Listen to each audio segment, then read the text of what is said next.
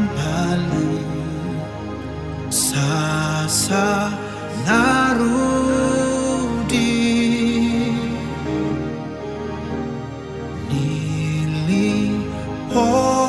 nilipotea dhambini,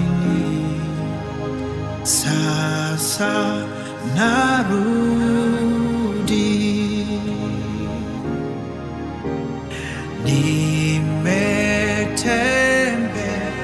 Nimetembelea mbali, sasa narudi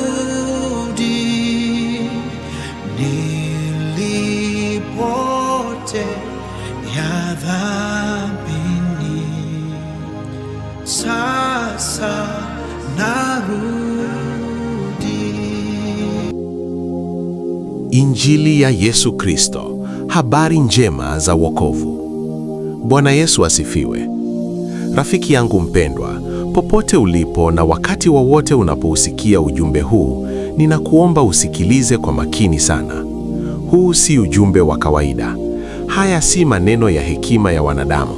Hii ni Injili ya Yesu Kristo, habari njema za wokovu ambazo Mungu amewapa wanadamu wote. Kuna swali ambalo kila mwanadamu anapaswa kujiuliza. Je, nikifa leo nitakuwa wapi milele? Je, nina amani ya kweli na Mungu? Je, dhambi zangu zimesamehewa? Watu wengi wanahangaika kutafuta fedha, elimu, mafanikio, heshima na vitu vya dunia hii.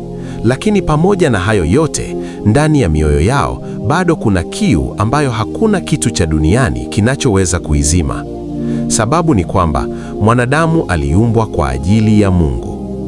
Mwanzoni, Mungu alimuumba mwanadamu kwa mfano wake na kwa kusudi jema. Mungu alitaka mwanadamu aishi katika ushirika wa karibu naye, afurahie uwepo wake na atembee katika njia zake. Lakini dhambi iliingia duniani. Mwanadamu alimwasi Mungu na matokeo yake yakawa mabaya sana. Dhambi ilitenganisha mwanadamu na muumba wake. Biblia inasema kwamba wote wamefanya dhambi na kupungukiwa na utukufu wa Mungu. Hakuna mwenye haki kwa nguvu zake mwenyewe. Hakuna anayesimama mbele za Mungu kwa sababu ya matendo yake mema. Wote tunahitaji rehema za Mungu.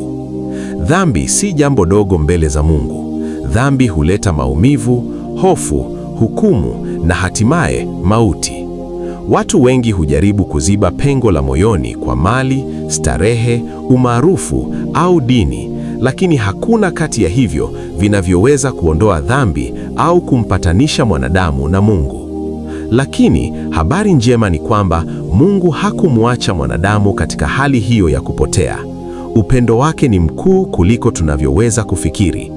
Biblia inasema, kwa maana jinsi hii Mungu aliupenda ulimwengu, hata akamtoa mwanawe wa pekee, ili kila mtu amwaminie asipotee, bali awe na uzima wa milele. Mungu alimtuma Yesu Kristo duniani. Yesu si nabii wa kawaida tu. Yesu ni Mwokozi wa ulimwengu. Alikuja kutafuta na kuokoa kilichopotea.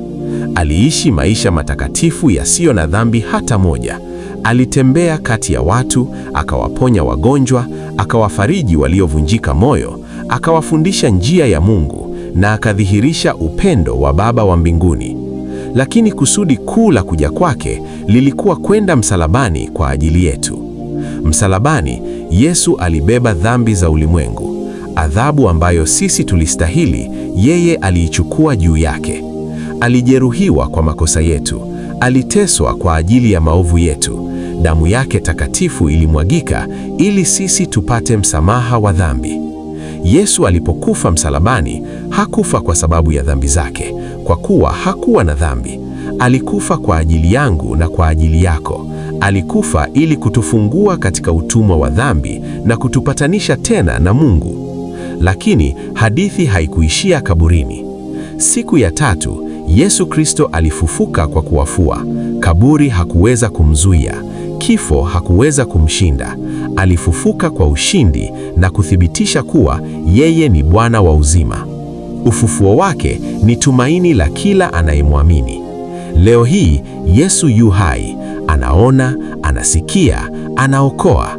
Anaokoa walevi, waongo, wazinifu, wezi, wenye mioyo iliyovunjika moyo, waliokata tamaa, waliopotea, na kila mtu anayemjia kwa toba ya kweli.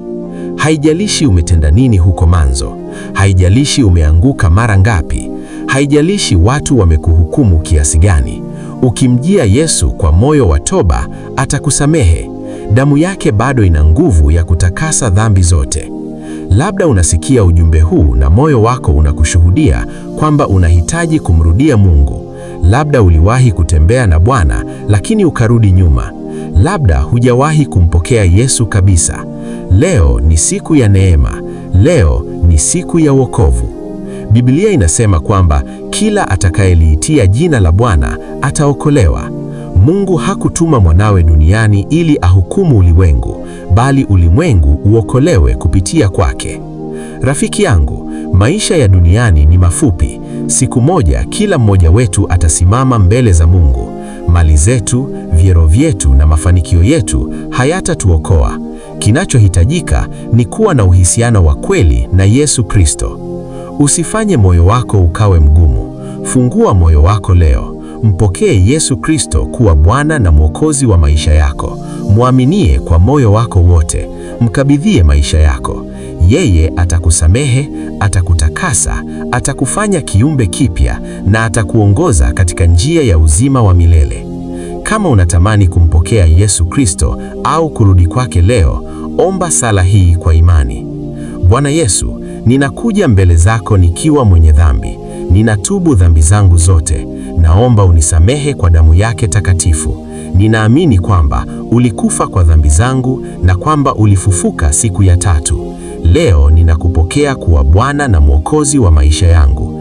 Andika jina langu katika kitabu cha uzima. Nijaze Roho wako Mtakatifu na uniongoze katika njia zako siku zote za maisha yangu. Katika jina la Yesu Kristo, amina. Kama umeomba sala hiyo kwa moyo wa kweli, anza kusoma Biblia kila siku, omba kila siku na ushiriki ibada pamoja na waamini wengine. Endelea kumfuata Yesu kwa uaminifu mpaka mwisho. Neema ya Bwana Yesu Kristo iwe pamoja nawe. Amina. Ndugu mpendwa, kama umeusikia ujumbe huu na Roho wa Mungu amegusa moyo wako, usiufanye mgumu moyo wako. Yesu Kristo anakuita leo. Anakupenda, alikufa kwa ajili yako na amefufuka ili akupe uzima wa milele. Kama unatamani kumpokea Yesu Kristo kuwa Bwana na Mwokozi wa maisha yako, fuata sala hii kwa imani kutoka moyoni mwako. Sala ya toba. Bwana Yesu Kristo, ninakuja mbele zako leo nikiwa mwenye dhambi. Ninakiri kwamba nimekosea mbele zako kwa mawazo, maneno na matendo yangu. Ninajuta kwa dhambi zangu zote na ninazitubia kwa moyo wangu wote. Bwana Yesu, ninaamini kwamba ulikufa msalabani kwa ajili ya dhambi zangu. Ninaamini kwamba damu yako ilimwagika kwa ajili ya wokovu wangu. Ninaamini kwamba ulizikwa na siku ya tatu ukafufuka kutoka kwa wafu. Leo ninaufungua mlango wa moyo wangu. Ingia ndani ya maisha yangu. Nifanye kuwa mtoto wa Mungu. Nisamehe dhambi zangu zote. Nioshe kwa damu yako takatifu. Andika jina langu katika kitabu cha uzima. Na kukubali leo kuwa Bwana na Mwokozi wa maisha yangu. Nisaidie kuishi maisha matakatifu na kukufuata siku zote za maisha yangu. Asante kwa kuniokoa. Asante kwa kunisamehe. Asante kwa kunipa uzima wa milele. Katika jina la Yesu Kristo nimeomba na kuamini. Amina. Kama umeomba sala hiyo kwa imani, neno la Mungu linasema kwamba wewe ni kiumbe kipya. Mambo ya kale yamepita, tazama, yamekuwa mapya. Karibu katika familia ya Mungu. Sasa, hebu nikuombee. Baba wa mbinguni, katika jina la Yesu Kristo, ninawaweka mikononi mwako wote waliompokea leo kama Bwana na Mwokozi wa maisha yao. Bwana, wajaze Roho wako Mtakatifu. Watie nguvu katika safari yao mpya ya wokovu. Wape njaa ya kusoma neno lako, shauku ya kuomba na moyo wa kukutafuta kila siku. Walinde dhidi ya mashaka, majaribu na kila mpango wa adui. Wafunike kwa damu ya Yesu Kristo. Watie mizizi katika imani yao ili wasitikisike. Waponye waliovunjika moyo, wafariji wanaolia, wainue waliokata tamaa na wape ushuhuda mpya wa neema yako. Fungua macho yao ya kiroho wamjue Kristo kwa kina zaidi kila siku. Bwana, waongoze katika njia ya haki. Wafundishe kutembea katika utakatifu na utii. Jaza nyumba zao amani yako, furaha yako na uwepo wako. Na siku zote za maisha yao wasije wakatengwa nawe, bali wadumu katika imani mpaka mwisho, ili siku ile ya utukufu waweze kusimama mbele zako wakiwa washindi. Tunashukuru kwa wokovu uliowafikia leo. Tunashukuru kwa majina yao kuandikwa katika kitabu cha uzima. Tunashukuru kwa maisha mapya ulioanza ndani yao. Katika jina kuu na lenye mamlaka la Yesu Kristo, Bwana na Mwokozi wetu, tumeomba na kuamini. Amina. Mungu akubariki sana. Kama umempokea Yesu leo, endelea kusoma Biblia kila siku, omba kila siku na kushiriki katika kanisa linalomfundisha Kristo na neno la Mungu kwa uaminifu. Yesu anakupenda na safari yako mpya ya wokovu imeanza leo. Amin. Tumefika mwisho wa ujumbe huu. Unaweza kusubscribe, comments, like na share kama bado haujafanya hivyo, ili kuendelea kubarikiwa hapa hapa katika Maisha na Neno Uzima kwa wote.